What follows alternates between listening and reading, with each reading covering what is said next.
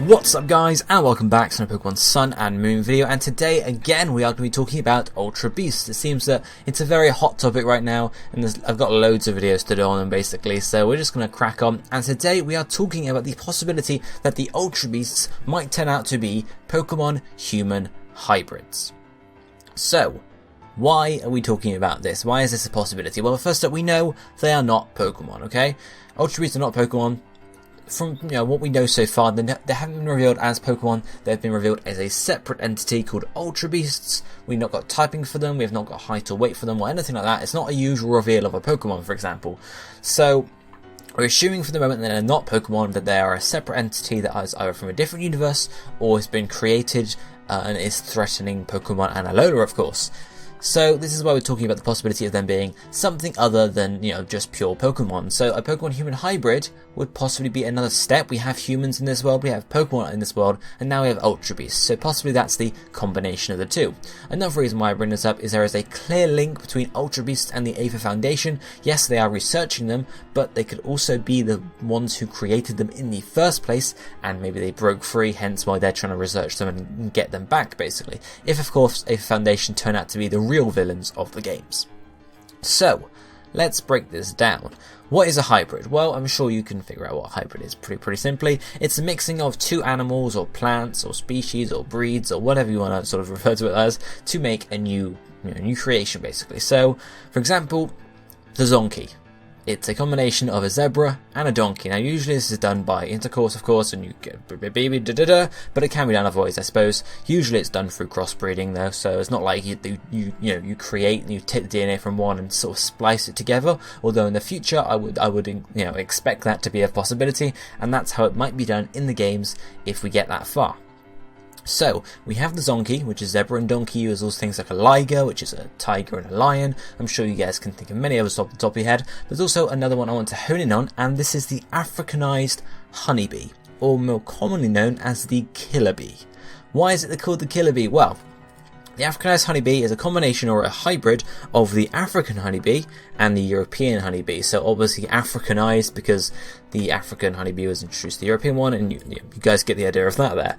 So what's the difference between the killer bees, or the Africanized bees, and the normal bees? Well, to start off, they're more aggressive. They're a load more aggressive. They've killed over 1,000 humans, which is a lot more than normal bees, and in these cases, they have stung the victim over 10 times more than with a normal European or African bee. They're a lot more aggressive. They've been known to chase their victims, or pursue their victims, for over a mile. For over a mile before they give up. Whereas normal bees, yeah, okay, maybe you piss them off, you've got to run away for a bit, but not a mile. Not a mile. As well as this, they've also killed horses as well as other animals as well. So they are, there was a film about them in the 1970s, which made that out to be really deadly, but it's not quite that bad. They are more aggressive. Their stings aren't more deadly than normal bees, normal European honeybees, but they are a lot more aggressive and obviously will sting you more and are less prone, I suppose, to give up on chases, and actually will defend themselves to the death.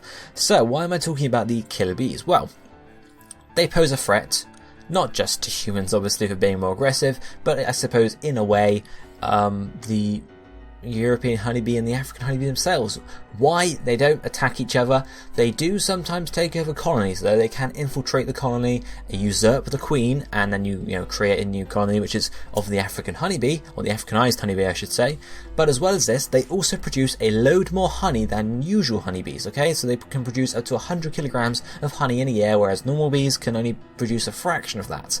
Which obviously makes it more appealing for us to say, let's actually, let's farm Africanized honeybees rather than the normal ones, because we get a load more honey for it.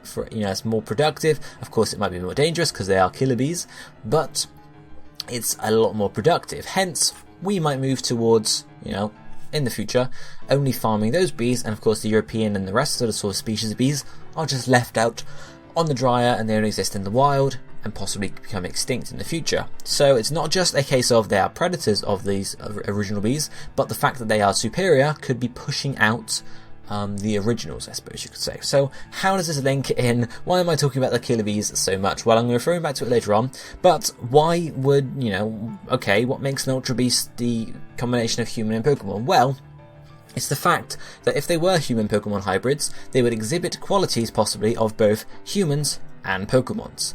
And Pokemons? Damn it, and Pokemon. They obviously have the fighting prowess of Pokemon. We have seen in the latest trailer for the Ultra Beasts revealing UBO2 Absorption and UBO2 Beauty. They engage in battle with Tapu Koko, so they clearly have some form of battling prowess, whether that is using Pokemon moves or just simply being very powerful and defeating their opponents. They possess Pokemon fighting techniques, so that's what they would inherit from their Pokemon side. And they would also sometimes, in some cases, have human-like personalities. Now, we hear about UBO1 that it has a survival instinct. Now, you could say many Pokemon also exhibit this, but a survival instinct is sort of specifically being mentioned as that it might link into human nature, for example. UBO2 Absorption doesn't give us too much to build off of, but UBO2 Beauty, we were told about how basically any Pokemon finds it attractive, whether it's some sort of pheromone or hypnosis going on there. But beauty and attractiveness generally is a human concept. We don't hear about it too much with Pokemon. Yes, you hear about it with Attract, and there are, I'm sure, Pokemon with Pokedex entries talking about how they can, lure in other Pokemon and other things like that. But it's just explicitly mentioned as a sort of, a human-like characteristic. So that might be where the human side comes in there. And if you might notice that UBO1 was just mentioned with a survival instinct, and we have possibly no will of its own with UBO1, whereas UBO2 and Absorption and Beauty haven't got anything mentioned that they seem to be fully sort of functioning Pokemon or Ultra Beasts, I should say. So we might see a case of, if it is indeed the case that the Aether Foundation have been experimenting on Pokemon and creating these Ultra Beasts, maybe UBO1 was their first trial, and hence why you don't really, you just get the no free will, you just get the survival instinct, and sort of, it's just a body that's doing what it can to survive. Whereas with UBO2, yeah, it's a bit more advanced, and it's their second prototype, if you will, hence it becomes more advanced, and if we ever see a UBO3 or UBO4 down the line, it might be even more advanced than UBO2, as they get better and better at creating these Ultra Beasts. Now, okay, so why does this link in with the hybrid stuff? Well, we're told that the Ultra Beasts are threatening Alola, Pokemon, and people, similar to the Killer Bees. Killer Bees are threatening the two species that, two species, I suppose, two breeds, whatever you want to call it. The two species they came from, the African bee and the European bee, they're sort of threatening them with, as I mentioned, taking over their hives, as well as being sort of phased out in terms of honey production. And it's a similar sort of thing here. Yes, okay, you can create human Pokemon hybrids, but if they're more powerful than both humans and Pokemon themselves, what can you do to stop them? It would be a certain thing for Pokemon to do. They're not going to go deep in science with this and say like, okay, so if we combine human and Pokemon, what exactly are we going to get? They could easily just say, a human Pokemon hybrid is a Pokemon's power enhanced by human nature. Humans are generally, we say, more intelligent than the Pokemon, so having that extra intelligence inside the Ultra Beast allows it to be more powerful, to use its power more strongly. Of course, Pokemons are not their full potential, have to have a trainer most of the time at least, especially we see now with Mega Evolution. The only Pokemon known to Mega Evolve without the use of a trainer is, of course, Mewtwo in the film, Mewtwo and Genesect, The Legend Awakened. We could possibly say Rayquaza could do it as well, since it doesn't have a Mega Stone itself, but it's never been seen, I don't believe, to Mega Evolve on its own, although you might want to correct me on that, because I haven't watched the Mega Evolution special. As far as I know, it might do, but they're both legendary Pokemon, so possibly you could say that they could do it themselves, simply because they can. So, it might be the case of, Ultra Beasts can do that themselves. They don't need a trainer to tell them what to do to unlock their full potential and such, hence why they are such a threat, especially because they're so powerful. And of course we have 3 humans we could possibly link to the 3 Ultra Beasts we've seen so far. Lily, Gladion and Lusamine all have loose ties to obviously UBO1, UBO2 Absorption and UBO2 Beauty. Obviously UBO1 and Lily and UBO2 Beauty and Lusamine are very clear sort of links there. Gladion and Absorption is a bit more of a tenuous one. They share a colour scheme, but apart from that it's not like they have any similar body types, but you could interpret it as his anger coming out in the form of the muscles of UBO2 Absorption. But of course, the 3 humans looking at these 3 Ultra Beasts might link to the fact that the Aether Foundation was experimenting on creating human Pokemon hybrids, and of course to create that hybrid, if they were using DNA splicing, they would have, of course, to use some human DNA. Okay, Lusamine is the president. Why not use her DNA? We get UBO2 Beauty. She has a sister, UBO2-1, Lily. And of course we have Gladion, who is possibly her brother as well. And of course you get the DNA there for UBO2 Absorption. So they could be using their own DNA to, because why not? You need some DNA. But of course it's not exactly the most, you could say, ethical experiments they're doing here, so of course they don't want to get anyone else involved if they can help it, so they use their own.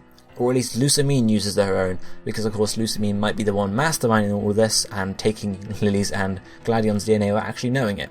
Or, without actually telling them rather. So they could use the DNA, hence why Lily, UB1 looks a lot like Lily because it actually shares some of her DNA, as well as the fact that it has a personality and movements like a little girl, very similar to Lily.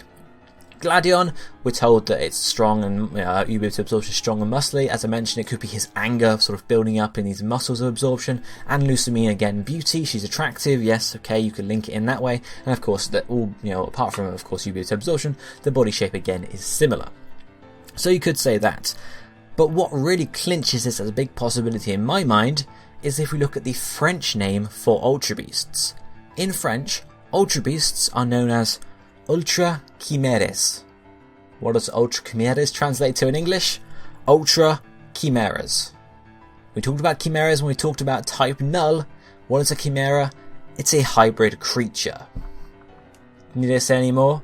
This indicates that, yes, okay, in English they're called Ultra Beasts. Maybe they didn't want to call it Ultra Beasts in the French, but the equivalent would be there. So they chose on chimeras, and obviously that links in sort of indicating that is a chimera, a hybrid. And of course, what hybrid are you going to choose apart from a human Pokemon hybrid? Let me know what you think about this down below, guys. If you think they're human Pokemon hybrids, let me know how you think this is going to play out. Do you think the Foundation is experimenting? Do you think they're from an Ultra dimension, or another dimension rather, or Ultra I suppose would work too, where humans and Pokemon have sort of become one? Or do you think there's something else going on here? Let me know down below what you think. Hit the like button if you enjoyed this video.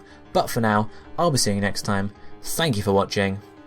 Goodbye, my friends.